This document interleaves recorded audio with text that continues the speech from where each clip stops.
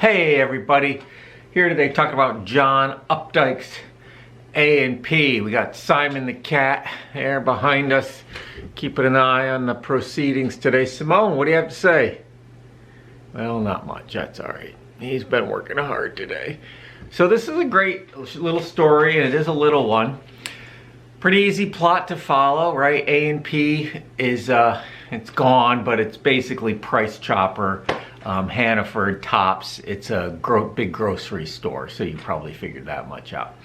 And this story is set on a grocery store near the Massachusetts coast, and it's inland a little bit in a small town. And there are some wealthy people who live out on the coast, which most places have on the water. And this kid, Sammy, 19 years old, and it was a while ago, but I was a 19-year-old boy for a while, for about a year. And this is pretty much it. I'm sorry to say, if you thought he was horrible for the things he was thinking about these girls who came in the store, well, that's most guys at age 19 anyway.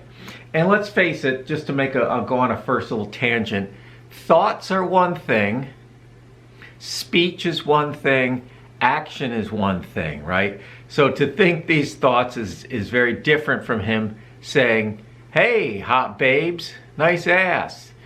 And of course, action would be going over and like pinching one of them. So these are his thoughts, not surprising for a 19-year-old guy. So let's kind of just get that out of the way. He's a pretty bright kid, right?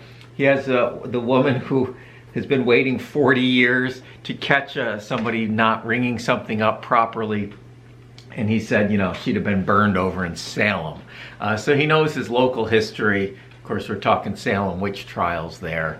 And you know all about that from our studies of young Goodman Brown. But the moment of the story, and then the important line of the story, is the last page when he takes off his apron and his tie and he quits and walks out the door. And the last sentence of the story, the his refers to the manager, Lengel. His face was dark gray and his back stiff as if he just had an injection of iron. And my stomach, Sammy, and my stomach kind of fell as I felt how hard the world was going to be to me hereafter. So the question is, what, you know, why is the, whoa, you know, right? That last phrase just kind of broadens the story, and it gives us this, takes this one moment on this one day and says, whoa, you know, this is a life-changing moment, right? You don't need to lose a limb, you don't have to get divorced, you don't have to have somebody die for your life to be changed. This is sort of a defining moment for Sammy. All right, so the question that also needs to be answered before we get to why it's a life-changing moment, why does he quit? Easiest answer, he wants to impress the girls, right? Some students in my other class referred to him as a simp. I had to look that up, but he's just doing it to impress these girls.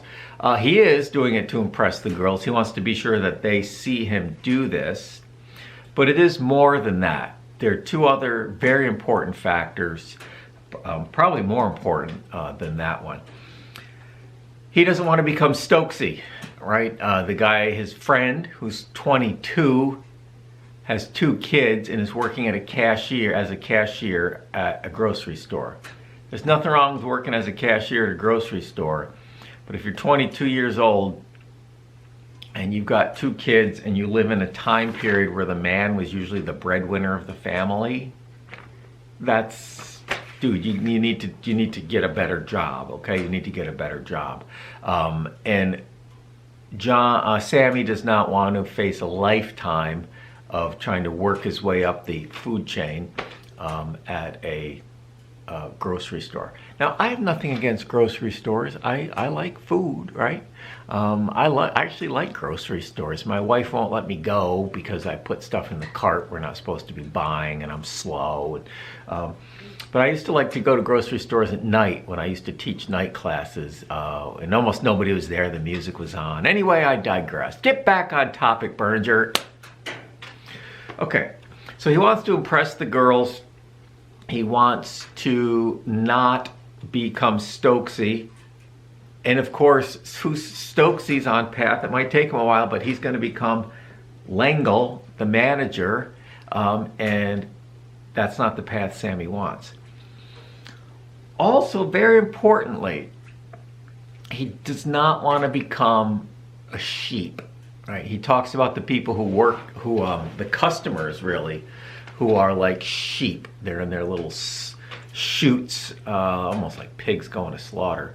But he refers to them as sheep. And when someone ever calls you a sheep, it's generally not a compliment, though I have nothing against sheep.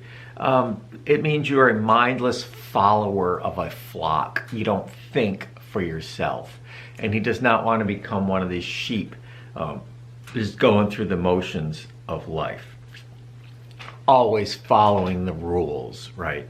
So when he quits, he's turning his back on L'Engle, the manager, the rules, right, that people like L'Engle just feel they have to enforce on a little bit of a power trip, though it is a rule.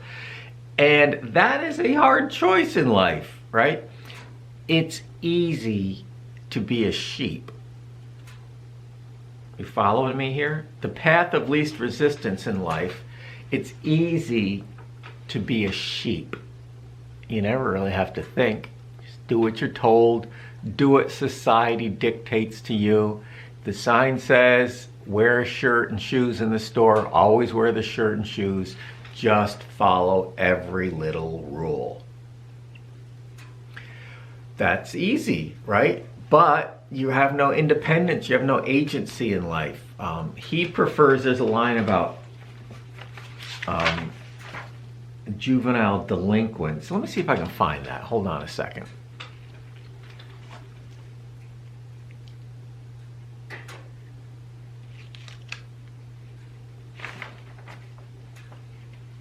What the others want is juvenile delinquency. All right, let me back up a minute here. L'Engle says to the girls, "Girls, I don't want to argue with you. After this, come in here with your shoulders covered. It's our policy." He turns his back. That's policy for you. Policy is what the kingpins want. What the others want is juvenile delinquency. So that's kind of a, I don't know, bit of a false dichotomy, right? I don't know if you have to choose that one or the other, but, you know, breaking the rules a little bit, there's nothing wrong with that as long as nobody gets hurt. All this while, the customers had been showing up with their carts, but, you know, sheep, seeing a scene, they all bunched up on Stokesy. So the sheep are sort of like, oh, there's a problem in Sammy's aisle. We're all going to bunch up on Stokesy over here. So very important, very important. So at the end, when he knows the world's going to be hard hereafter, he's chosen to go down a path of being someone who resists mindless policy. He's going to question authority, which is good. You should question authority. Authority benefits from being questioned, right? Authority benefits from, in my view, authority benefits from being questioned. And those are the three reasons why he chooses to quit at the end. Despite the fact that there's going to be some embarrassment to his family, and that he's starting down a path of questioning authority, not just being a mindless sheep following the flock. So it's very important. So that's kind of I started with the core of the story, and I want to scratch the surface a little bit more here. There's of course more than that. Now the girls who come in, there's some debate, and I think John Updike kind of goes both ways. Are they snobby? Do they look down on the cashier and the manager at an A&P?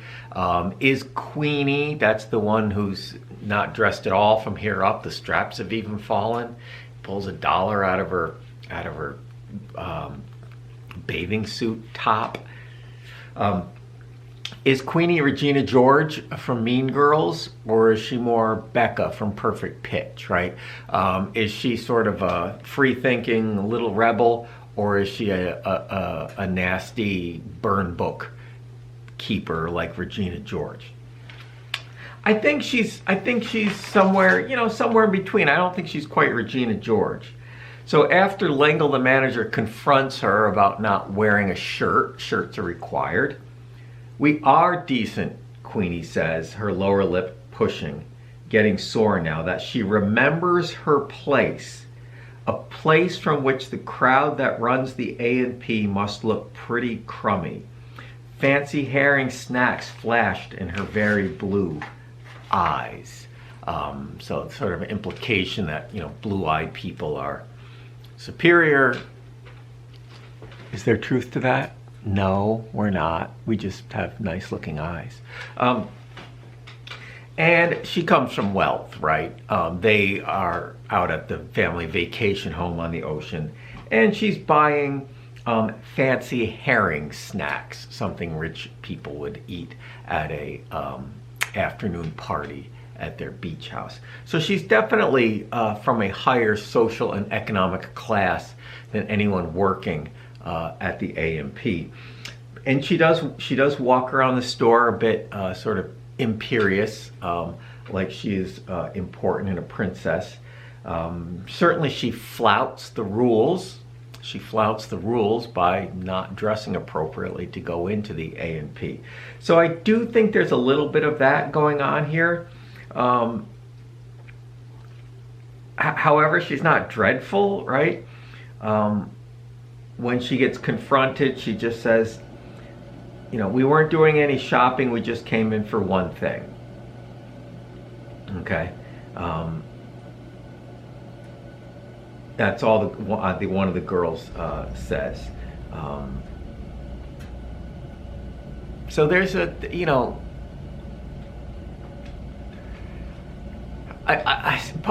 first time I read this story through, I was convinced that Sammy, who's working in a checkout line, a perfectly good job for a 19-year-old, that Sammy was going to be sort of choosing these rich people and impressed by these rich people, which he shouldn't be.